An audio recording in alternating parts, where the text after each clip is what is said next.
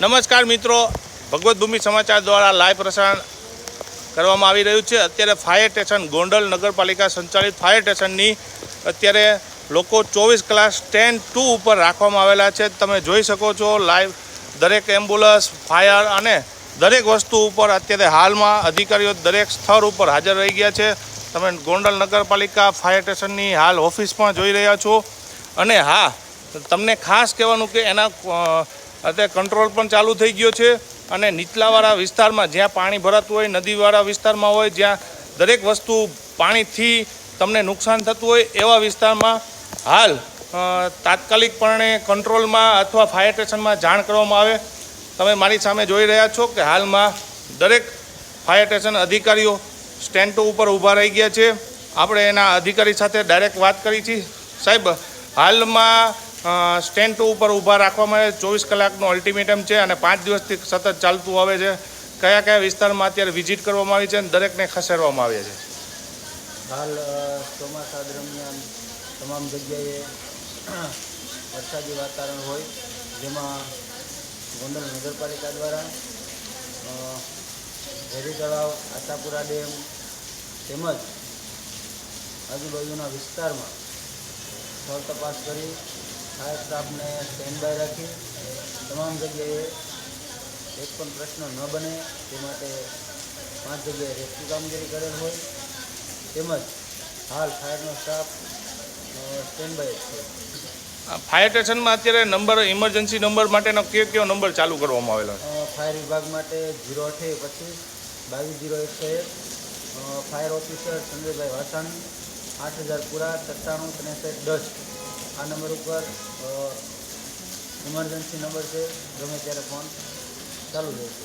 હાલમાં કઈ કઈ સુવિધાઓ ઊભી કરવામાં આવી છે, જેમાં ગોંડલી નદીમાંથી પાણી સતત વહેતું આવે છે અને પાણી બંને કાંઠે વહી રહ્યો છે, એમાં કયા કયા વિસ્તાર જે પાણીથી નીચલાવાળા વિસ્તાર હતા એમાં ખસેડવામાં આવ્યા છે? કયા વિસ્તારમાં પાણી વધારે ભરાઈ ગયું છે એવા કયા કયા વિસ્તાર આવેલા છે? સાંજના 7 વાગ્યાની આસપાસ ગોંડલના માનનીય શ્રી ધારાસભ્ય ગીતાબા જાડેજા તથા ગોંડલ નગરપાલિકાના કારોબારી ચેરમેન શ્રી, પ્રમુખ શ્રી, ચીફ ઓફિસર શ્રી, તમામ સભ્યશ્રી દ્વારા જે વ્યક્તિનું સ્થળાંતર કરવામાં આવ્યું, તેમાં આજ 27/8/2024ના રોજ 320 જણાનું સ્થળાંતર કરવામાં આવ્યું। સર, હવે મારે એ જાણવું હતું કે હાલમાં કેટલા દિવસ આ વાતાવરણ રહેવાનું છે અને એની માટે લોકોને શું શું સુવિધા રાખવી પડે અને ઘરની કઈ કઈ સાવચેતી આપવામાં આવશે? હાલ સાવચેતીના ભાગરૂપે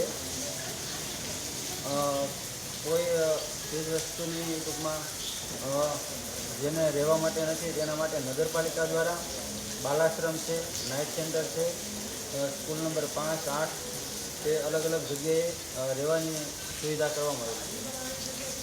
તો લોકો હાલમાં જે વરસાદને વાવાઝોડું અને એવી પણ આશંકા જણાઈ રહી છે, તો એના માટે શું તમે કહેવા માંગો છો?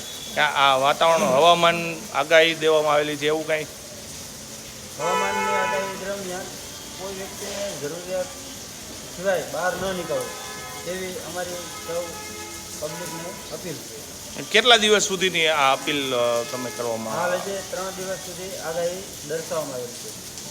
મારી સાથે જોઈ રહ્યા છો તો દરેક અધિકારીઓ હાલમાં અને સ્ટાફ સાથે ડ્રાઈવરથી માંડીને તમામ લોકો હાલ સ્ટેન્ડ 2 ઉપર ઊભા રહી ગયા છે અને ગોંડલની ફાયરની ટીમ 24 કલાક માટે ગોંડલના દરેક નાગરિકો માટે ઊભી રહી ગઈ છે। ભગવત ભૂમિ સમાચાર દ્વારા લાઈવ પ્રસારણ કરવામાં આવે છે અને દરેકને ખાસ નમ્ર વિનંતી છે કે તમે સુરક્ષિત રહ્યો અને સુરક્ષિત જગ્યાએ રહેવાનું પસંદ કરજો। લાઇટ છે, લાઇટર છે, મીણબત્તી છે, જેનાથી લાઇટ પ્રસારણ ક્યાંય પર જાય તો તમે તમારી ઘરની અને આજુબાજુવાળાની સુરક્ષા કરી શકો। ઘરની બહાર નીકળવાનું ટાળજો, તેવું નમ્ર વિનંતી સાથે ભગવત ભૂમિ સમાચાર, જય હિન્દ।